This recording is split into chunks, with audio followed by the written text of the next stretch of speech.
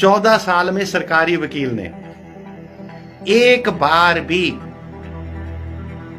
अपना मुंह नहीं खोला या एक बार अपना तथ्य नहीं दिया कि ये जमीन सरकारी है, वक्फ बोर्ड की नहीं है। जब दरोगा, काजी और सिस्टम और सरकार सब एक तरफ होते हैं तो सनातन समाज के विरुद्ध खड़े हुए होते हैं और सनातन समाज का 90% हिस्सा गहरी निद्रा में सोया होता है। तो आपको क्या लगता है, क्या हम सनातनियों को कभी तो वर्तमान व्यवस्था में न्याय मिल पाएगा?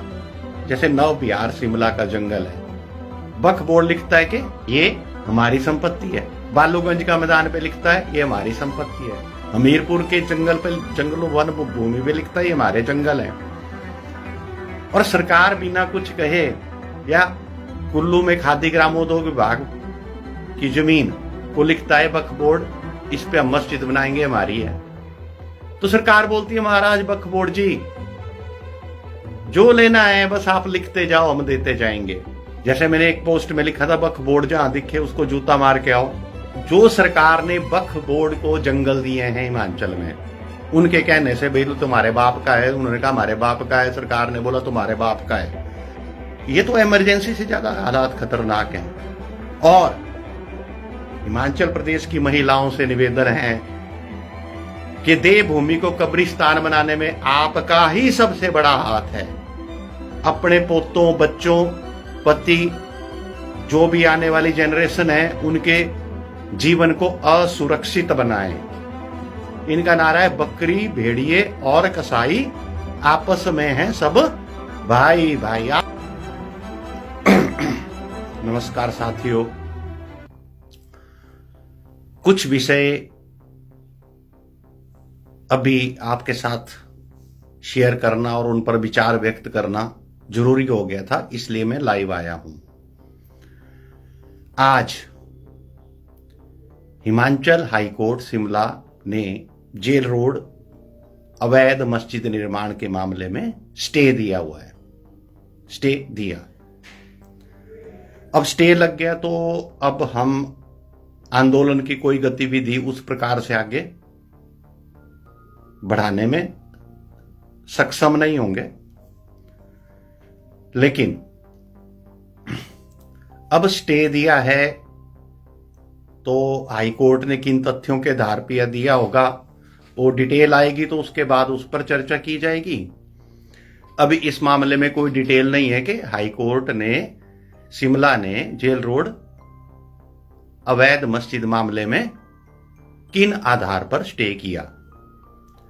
जब वो फैक्ट सामने आएंगे तो आपके साथ डिस्कस करेंगे। लेकिन देखिए, क्या आपको लगता है कि वर्तमान जो सरकार है, कानून की स्थितियां हैं या उनको इंप्लीमेंट करने वाला सिस्टम है, क्या आपको लगता है कि इन परिस्थितियों में हिंदू समाज या सनातन समाज को कभी न्याय मिल सकता है? क्योंकि इसका इतिहास है। जैसे संजौली अवैध निर्माण का, मस्जिद का मामले में 14 साल हो गए, 2010 से चला हुआ केस। 14 साल में सरकारी वकील ने एक बार भी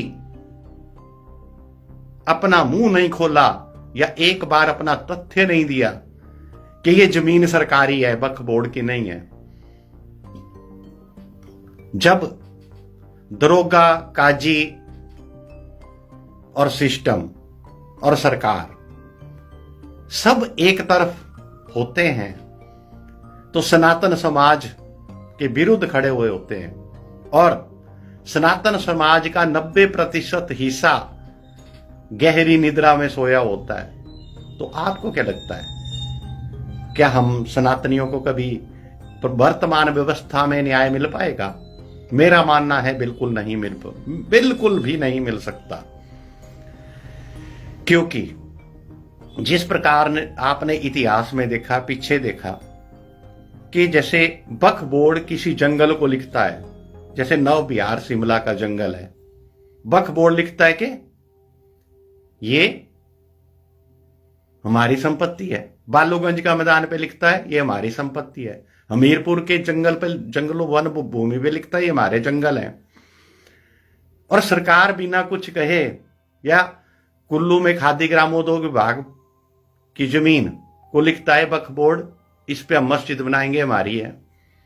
तो सरकार बोलती है महाराज वक्फ बोर्ड जी, जो लेना है बस आप लिखते जाओ, हम देते जाएंगे। जो वर्तमान व्यवस्था है, जैसे कोटाधार टकोली से ऊपर का गांव है, कितनी सालों से ओपीसियां भुगत रहे हैं। पहले वक्फ board, high court, a court, वो कोर्ट, उनकी तो जुबानियां बीत जाएगी। वक्फ बोर्ड ने जिसको लिख दिया मेरे बाप का है, उसी के बाप का है। अगर जैसे मैंने एक पोस्ट में लिखा था, वक्फ बोर्ड जहां दिखे उसको जूता मार के आओ, मतलब जहां पर लिखा हो कि ये वक्फ बोर्ड की संपत्ति है, तो सरकार को उस पर भी ऑब्जेक्शन है कि भड़काऊ बयान है। ठीक है, मेरे सत्य लिखने से वक्फ बोर्ड की प्रॉपर्टियों का खुलासा किया, मंडी के कागज निकाले, पीडब्ल्यूडी की जमीन निकली, उसमें वो खाली भी हुई, खुद ही तोड़ी उन लोगों ने। कुल्लू की जमीन का रिकॉर्ड निकाला, और जगह का रिकॉर्ड निकाला, लोगों की प्राइवेट प्रॉपर्टी जो वक्फ बोर्ड क्लेम कर रहा उनका डाटा निकाला। उससे लोगों में रोष उत्पन्न हुआ। जब रोष उत्पन्न हुआ तो उसका दोषी मेरे को मान लिया, और मेरी जीने की सारी चीजें सरकार ने कब्जे में ले ली। जैसे मेरा मोबाइल सिम सहित ले लिया, तो मेरे पास एक ही सिम था, जैसे मैं कहता हूं एक अकाउंट। अब मैं ना बैंक अकाउंट ऑपरेट कर सकता, ना गैस कनेक्शन ले सकता, ना नवंबर के शुरू में जो जीवन प्रमाण पत्र मुझे अपनी पेंशन का देना है ना, मैं वो सबमिट कर सकता। तो इसीलिए मैंने एक पोस्ट लिखा था कि सरकार से मेरी प्रार्थना है कि जो सरकार ने वक्फ बोर्ड को जंगल दिए हैं हिमाचल में, उनके कहने से भाई तुम्हारे बाप का है, उन्होंने कहा हमारे बाप का है, सरकार ने बोला तुम्हारे बाप का है। नव बिहार शिमला के जंगल है, मीरपुर में है, और जगह बहुत जगह पूरे पूरे पहाड़ जंगल वक्फ बोर्ड के हैं। तो मैंने कहा भाई देखो, कम से कम रोटी तो मुझे खानी है, तो खाना तो पकाना है, तो कृपा करके आप मुझे ऐसा करिए, मैं इन जंगलों में, जो वक्फ बोर्ड के जंगलों में, एक पेड़ काट के ले आता हूं, चूल्हा जलाने के लिए लकड़ी चाहिए।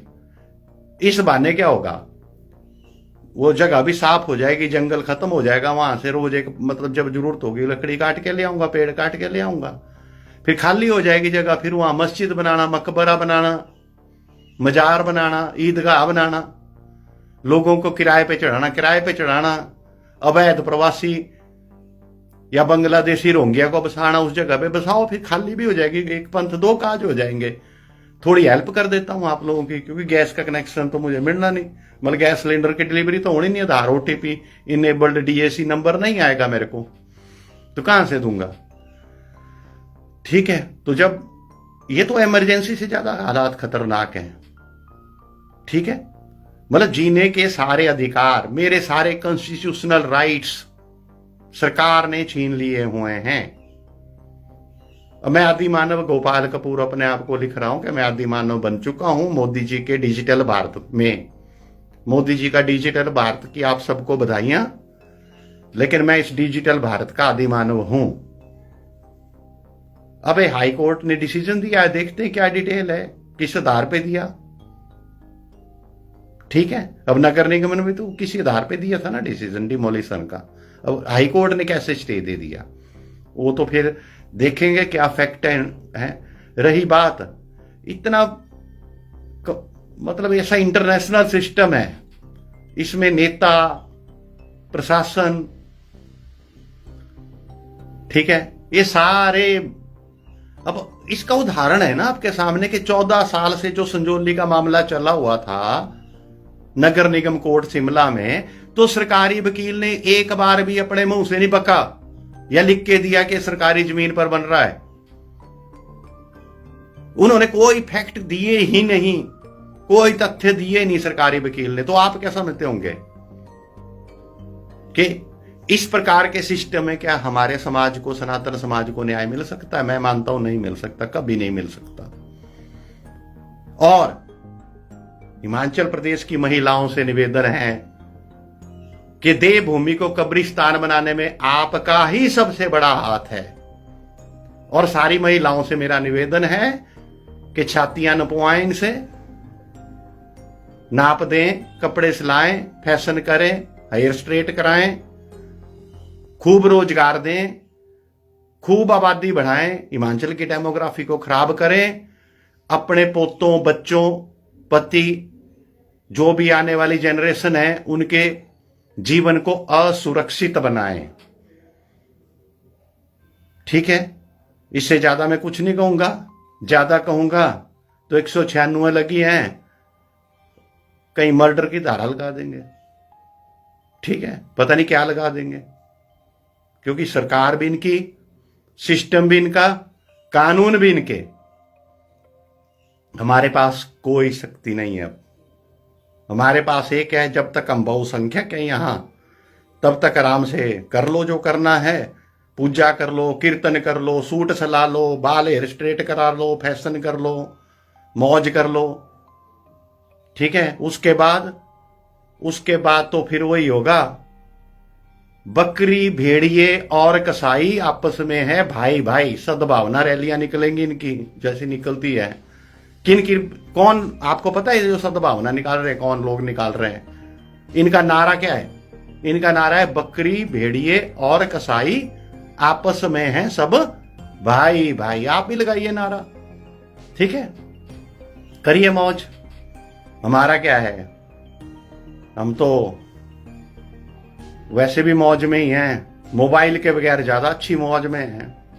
ठीक है, बाकी धन्यवाद सबका। जय हिंद, जय भारत, जय digital Bharat, digital India of Modi सरकार। जय हिंद।